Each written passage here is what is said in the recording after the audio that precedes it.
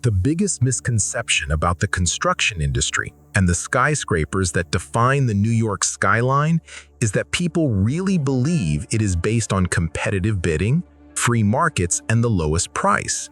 These three principles on which the American economy is supposedly based never existed in our world.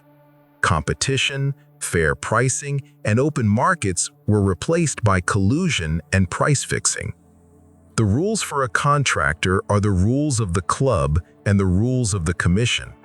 And those particular rules are, you are not to bid on another family's job. You are not to undercut a designated winner's price or even submit a serious proposal for that matter. You would need to be a union-approved firm. Your trucks and your pourers need to be union. But with every rule, there is an exception. And there have been developers who tried to slip through the cracks. One of the rules is you should not get involved in non-union labor. You should not hire independent scabs.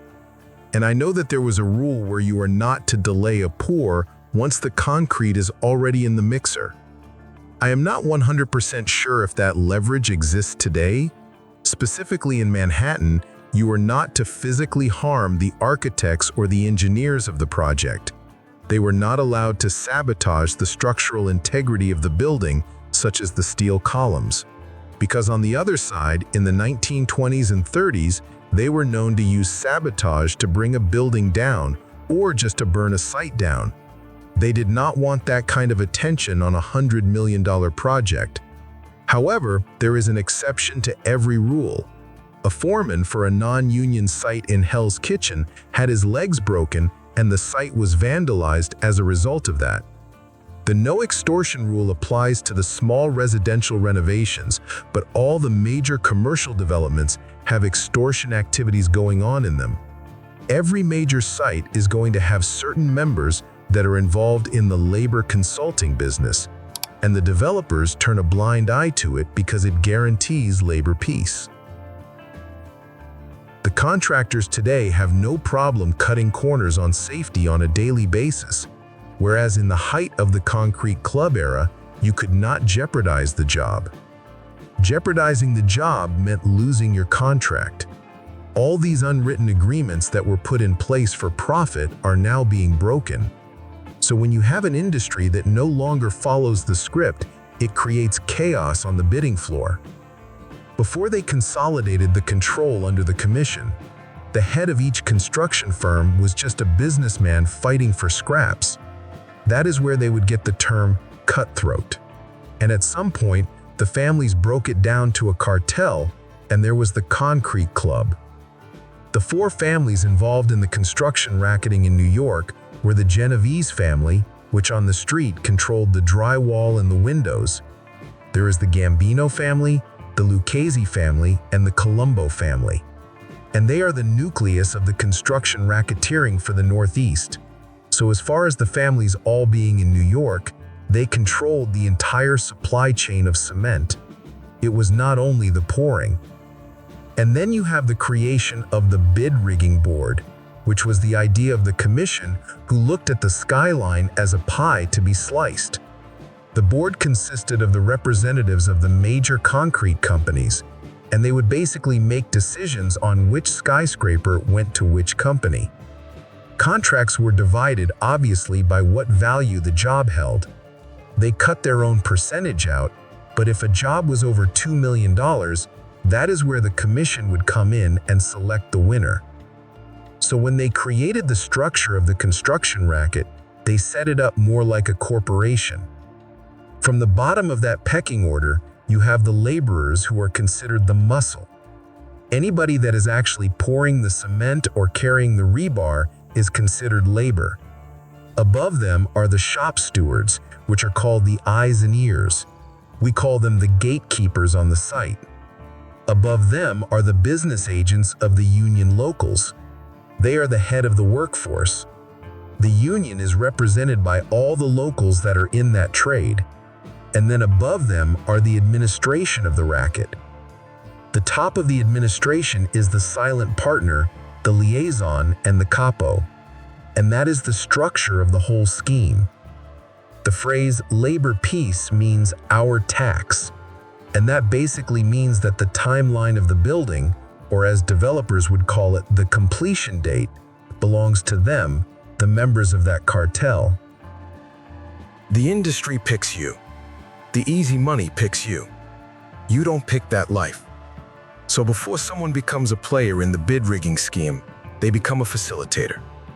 And usually how they become a facilitator is they are associated to someone who was already a union official.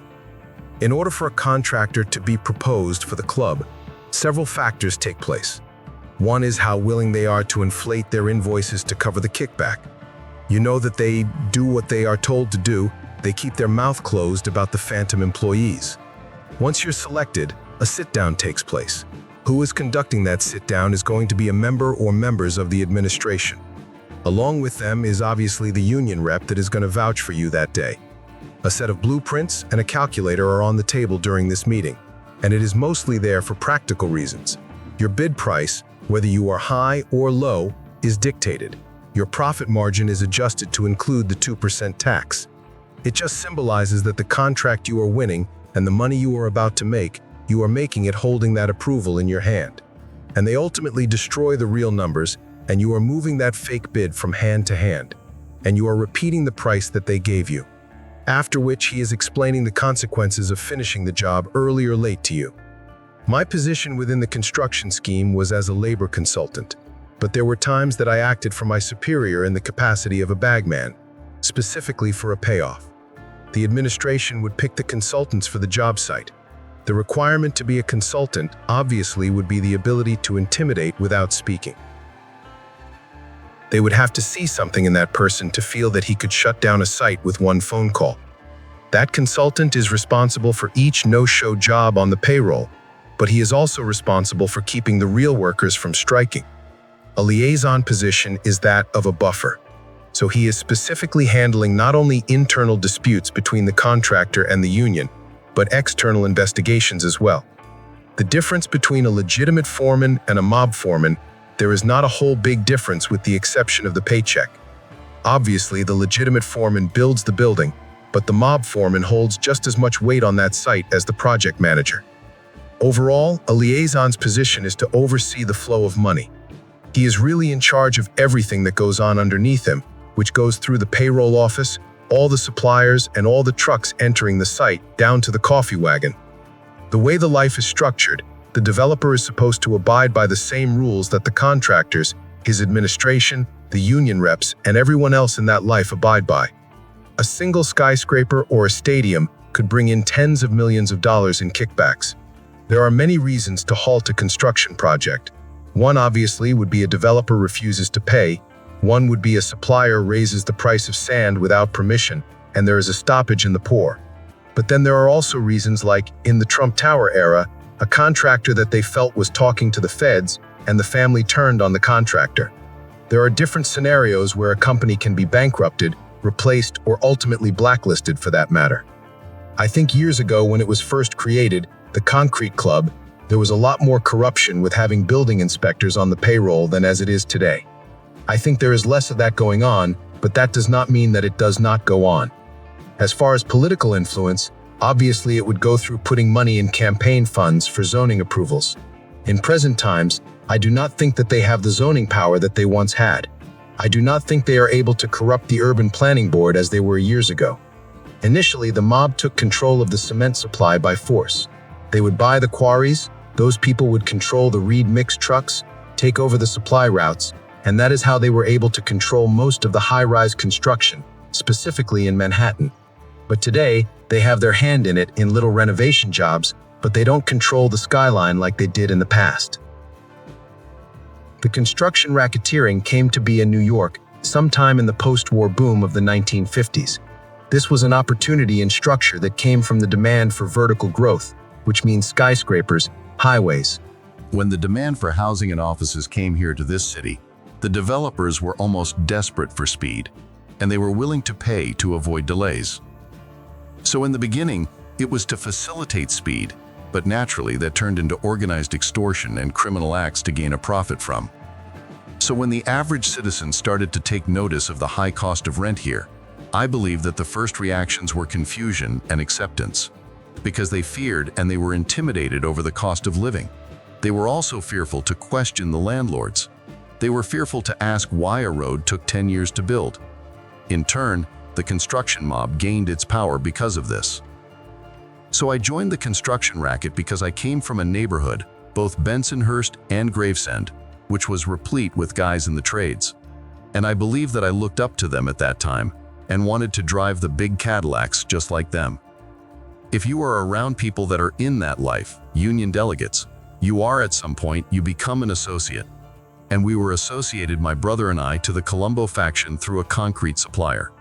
And the time I am talking about, I was around 22, 23 years old at that time.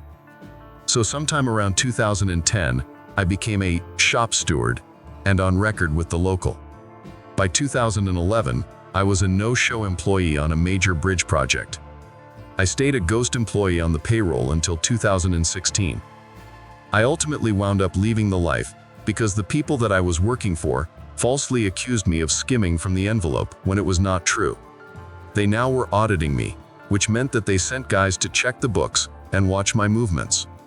Usually when that is done, it is either A, to beat you, or B, make you disappear in a foundation.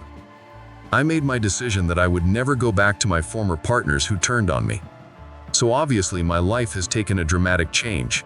I am no longer able to walk onto a construction site as much as I like to. I am not able to live as close to the action as I would like to. I have to watch every job offer I get and be very careful at what I sign. And my finances have to be mapped out of where I am working and what I am reporting. So my life took a big change. In my opinion, in 20 years from now, the traditional mob influence in construction is hardly going to exist in New York. I do not believe that they are going to be able to survive. The bid rigging now compared to years ago has definitely declined. And the reason is these electronic bids that are being submitted. The government, and specifically the Port Authority, have unlimited oversight. They are able to go after them. They were able to take out the ruling panel with the antitrust laws. As far as earning money by inflating costs or doing various ghost jobs, it is limited today than it was. So now once you limit the kickbacks and the skimming, you are taking away power because money brings power. And the organized labor crime today is definitely less powerful than it was in years past. In the past few years, there has been an increase in scrutiny and a large number of indictments in the building trades. Specific unions are targeted, and the reason being is that it is hard for members of the club to operate without the investigators, specifically the Department of Labor, knowing what they are doing. There are more people that are whistleblowers, cooperators. They have people that are working inside the development firms with the FBI, giving the FBI information. That is how they are dismantling the cartels, trade by trade. They dismantle them. Members of law enforcement from the state level now work very closely with members of corporate compliance from the major developers. They jointly create monitoring teams together. I made the decision to create a channel, and I started just speaking from my experiences on the job sites. So the first series I created is also the name of the blog, which is called The Concrete Jungle, and that is also the name of the podcast. I just recently created a second series called Under the Table. In the next episode, we will talk how the cartels make money in green energy in 2025. Stay tuned.